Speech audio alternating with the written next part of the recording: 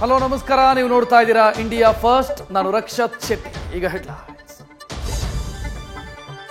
ಹೆಬ್ರಿಯಲ್ಲಿ most wanted Naxal ನಾಯಕ ವಿಕ್ರಮ್ ಗೌಡ ನಕ್ಸಲ್ ವಿರೋಧಿ ಪಡೆಯ ಗುಂಡಿಗೆ ಸಾವನ್ನಪ್ಪಿದರೆ 3 ಪರಾರಿಯಾಗಿದ್ದಾರೆ. ರಾಜ್ಯ ಸರ್ಕಾರದ ವಿರುದ್ಧ ಶಾಂತಿಗಾಗಿ ನಾಗರಿಕ ವೇದಿಕೆ ಕಿಡಿಕಾರಿದೆ. ರಾಜ್ಯದಲ್ಲಿ 22 ಲಕ್ಷ ಅನರ್ಹ ಬಿಪಿಎಲ್ ಕಾರ್ಡ್ಗಳಿದ್ದು ಅವುಗಳಿಗೆ ಶಸ್ತ್ರಚಿಕಿತ್ಸೆ ಮಾಡಲಾಗ್ತಾ ಇದೆ. ಆದರೆ ಬಡವರ ಪಡಿತರ ಚೀಟಿ ರದ್ದಾಗಲ್ಲ ಅಂತ ಸರ್ಕಾರ ಅಭಯ ಕೊಟ್ಟರು. ಕೆಲ ಕಾರ್ಡ್ ರದ್ದಾಗಿದ್ದು ಇದನ್ನು ನಂಬಿದವರು ಕಂಗಾಲಾಗಿದ್ದಾರೆ.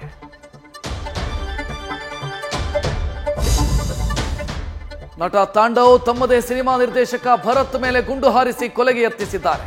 ಸಿನಿಮಾ ಅರ್ಧಕ್ಕೆ ನಿಲ್ಲಿಸಿದ್ದಕ್ಕೆ ಗನ್ ಗರ್ಜಿಸಿದ್ದು ನಟನನ್ನ ಗನ್ ಸಮೇತ ಪೊಲೀಸರು ಲಾಕ್ ಮಾಡಿದ್ದಾರೆ.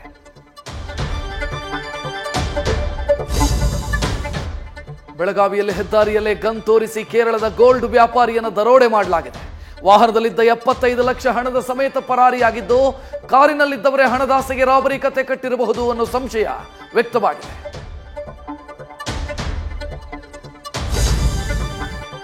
ತಿಮ್ಮಪ್ಪನ ದೇವಸ್ಥಾನದಲ್ಲಿ ದರ್ಶನಕ್ಕೆ ಕಾಯುವ ಅವಧಿಯನ್ನ 2 ರಿಂದ 3 ಗಂಟೆ ಇಳಿಸಲು ಟಿಟಿಡಿ ನಿರ್ಧರಿಸಿದೆ. ಇದೇ ವೇಳೆ ದೇವಸ್ಥಾನದಲ್ಲಿ ಹಿಂದೂಯೇತರ ನೌಕರರಿಗೆ ಕೋಕ್ ಕೊಡೋದಕ್ಕೆ ತೀರ್ಮಾನಿಸಿದೆ.